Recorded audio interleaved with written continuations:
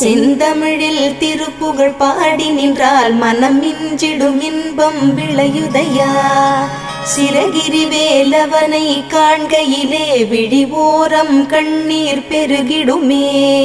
கந்த சஷ்டி கவச்சம் போதுவோர்க்கு கந்தன் கருணை என்றும் துணை வருமே. பங்குனி உத்திர நாளினிலே உனை நினைந்தே காவடி சுமந்து வந்தோம். புன்னகை புரியும் ஷண்முகனே உன் சன்னதி தேடி ஓடி வந்தோம். உன் பதம் பணிவது என் தவமே, என் மனதில் நிறைந்திடும் உன் முகமே.